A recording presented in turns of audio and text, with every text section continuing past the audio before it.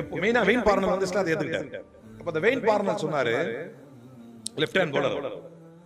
நான் காலேஜ் டேஸ்ல அவருடைய bowling எல்லாம் பார்த்தது எல்லாம் ஒரே டைம்ல இருந்தாங்க. யாரு இவரும் ஹாஷிம் அம்லா.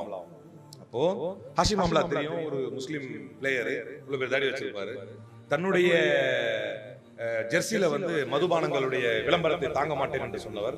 அதே மாதிரி ஜெயிச்ச உடனே அந்த ஷாம்பெயின் குளுக்குவாங்க இல்லையா, பியர் ஷாம்பெயின் குளுக்குவாங்க.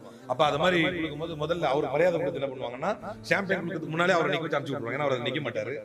அந்த மாதிரி ரொம்ப அது அவருக்கு அவுட் தெரிஞ்சுன்னா அவரே போயிருவார். அம்பையர் டிசிஷன் வெயிட் பண்ண மாட்டாரு. அந்த மாதிரி ரொம்ப ஒழுக்கமா இருக்கக்கூடியவர்.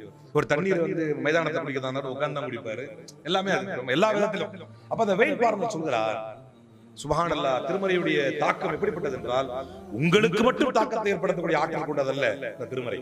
வெயின் பார்னர் சொல்றார், என் உள்ளத்தில் குழப்பம், சஞ்சலம், பிரச்சனை எப்பயாவது இருக்கும். அவர் சொல்றார், அவருடைய ட்வீட்ல இன்னமும் இருக்குது, அவருடைய ட்விட்டர்ல இப்போ இருக்கு, முடிஞ்சா சர்ச் பண்ணி பாருங்க அவருடைய ட்விட்டர்ல. எப்போதெல்லாம் எனக்கு மனக்குழப்பம், சஞ்சலம், சிக்கல், ஒரு மாதிரி டென்ஷனா இருக்குமோ, அப்போதெல்லாம் நான் என்னுடைய பேருந்தில் இருப்பேன். அப்ப அந்த பேருந்தில் திரும்பி பார்ப்பேன், ஹஷீம் ஆம்லா குர்ஆன் ஓதி கொண்டிருப்பார். அந்த காட்சியை பார்த்தாலே எனக்கு மன அமைதி ஏற்படும். அதை கேட்கும் பொழுது எவ்வளவு நமக்கு மெய் இருக்கிறது.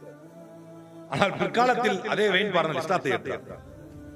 குர்ஆனுடைய தாக்கம், குர்ஆன் வந்து ஒரு மிகப்பெரிய பேர் அற்புதம். குர்ஆன்